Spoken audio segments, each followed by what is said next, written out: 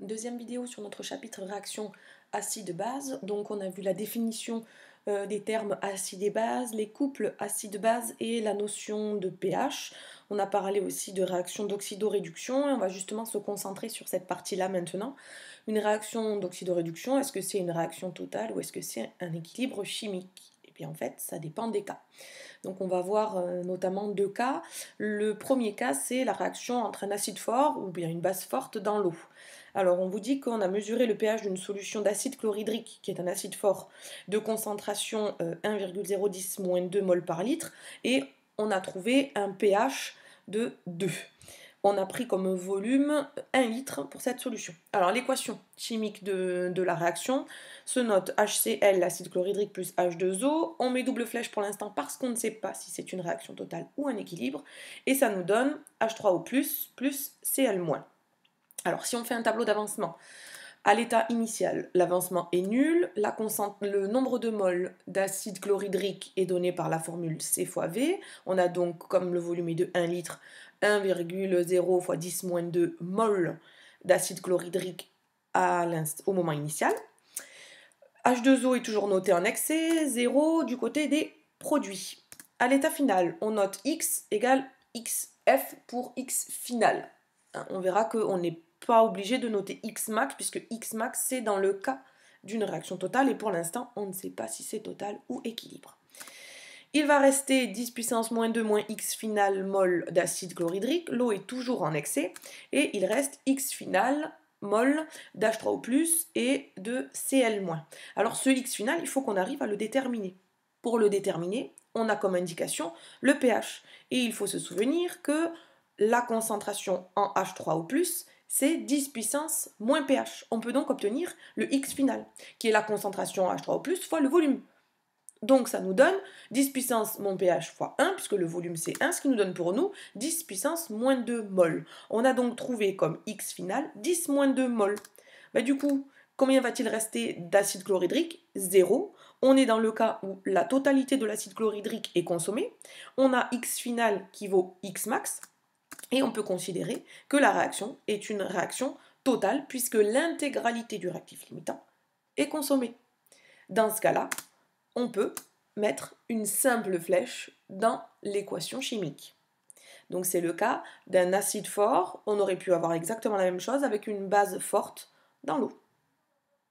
Deuxième cas, un acide faible ou bien une base faible dans l'eau. Cette fois-ci, on a mesuré le pH d'une solution d'acide éthanoïque dont la concentration est encore une fois 10 puissance moins 2 mol par litre. On a trouvé comme pH à l'équilibre 3 et on a toujours un volume de 1 litre. À l'état initial, X égale 0, la concentration en acide acétique ou acide éthanoïque, c'est la même chose, correspond à 10 puissance moins 2, toujours avec un volume de 1 litre. L'eau est en excès, les deux produits sont en quantité 0 à l'état initial. À l'état final, on note X égale XF. On a comme tout à l'heure le nombre de moles d'acide restant de 10 puissance moins 2 moins X final. L'eau est toujours en excès et on a XF pour les deux produits.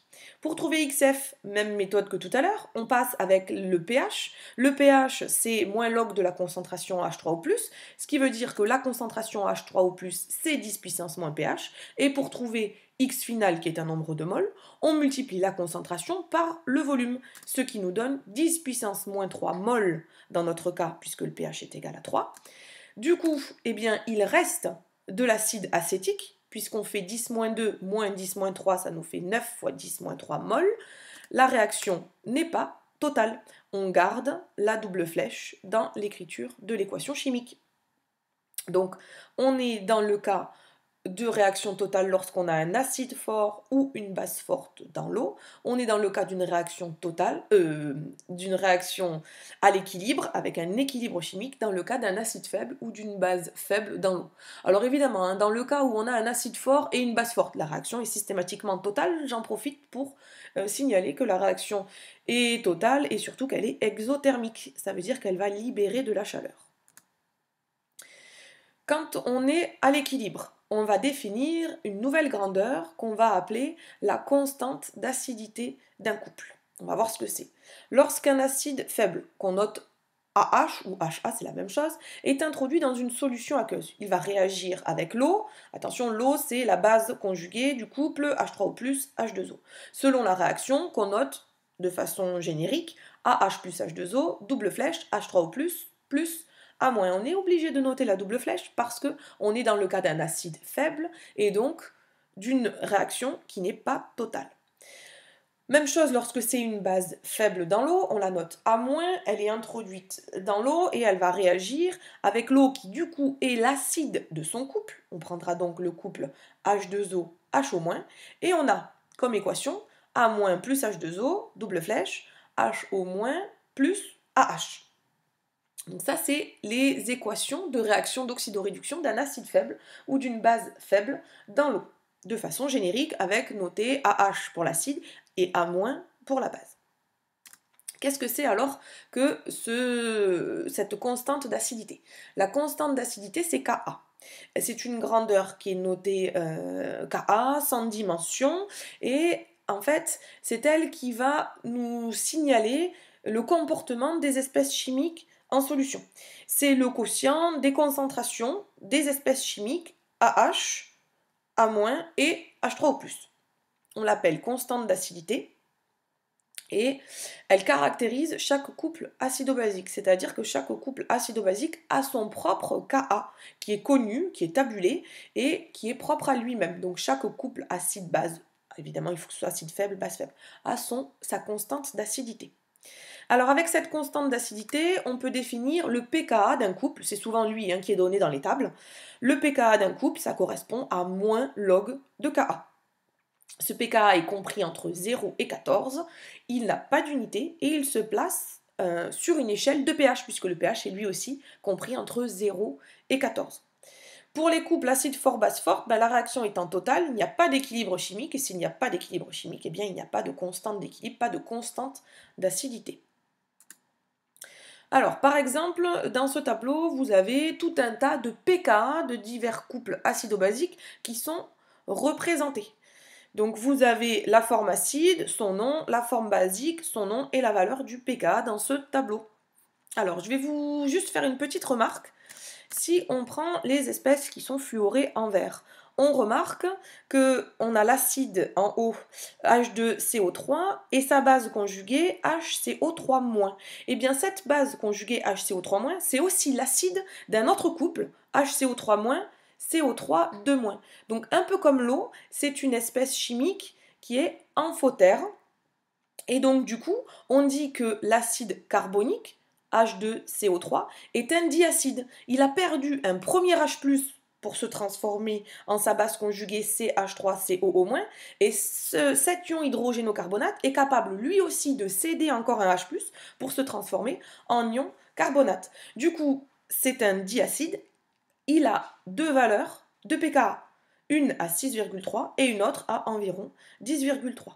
Même chose pour les espèces surlignées en orange, on part de l'acide phosphorique H3PO4 qui lui est un triacide puisqu'il est capable de céder 3 H, on le voit dans sa formule. De H3PO4, il devient H2PO4-, puis HPO4-, puis PO4 3-. Donc voilà une remarque sur les couples acido-basiques, acide faible, base faible. Certains sont appelés diacides ou triacides quand ils sont capables de libérer d'affilée plusieurs protons. On enchaîne maintenant avec les diagrammes de prédominance. Alors, diagrammes de prédominance, avant de pouvoir les établir, il faut qu'on arrive à relier le pH et le pKa. On reprend l'équation de dissolution d'un acide dans l'eau. Donc l'acide noté AH plus H2O. H2O dans ce cas-là est la base de son couple qui donne double flèche H3O+, plus A-. Je rappelle qu'on est avec un acide faible, donc on a un équilibre chimique. On peut écrire la constante d'acidité sous la forme H3O+, multiplié par A- divisé par AH. Dans cette formule, on va introduire que H3O+, est en fait 10 puissance moins pH, ça c'est valable tout le temps, quel que soit le type d'acide, fort ou faible. Et si on prend moins log de la constante d'acidité, donc je garde mon expression de tout à l'heure et je prends moins log. J'ai moins log de K1 qui est égal à moins log du quotient, H3O+, A- sur AH, et je vais séparer la fonction log, on peut la on peut la dissocier. On a moins log de A- sur AH, moins log de H3O+.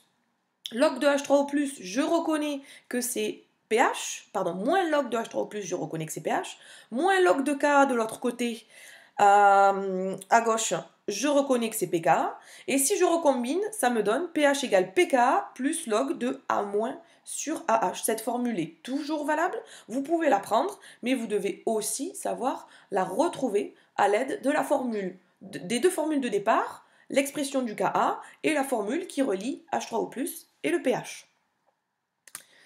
Du coup, trois situations se présentent à nous. Si on place le pK sur l'échelle de pH, regardez le diagramme qui est en bas.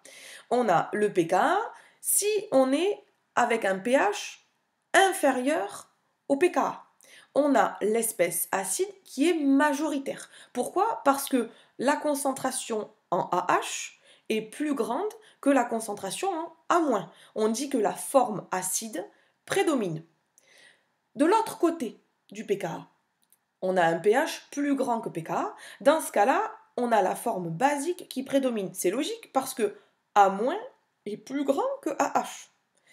Donc, du coup, on a bien une forme basique qui est majoritaire.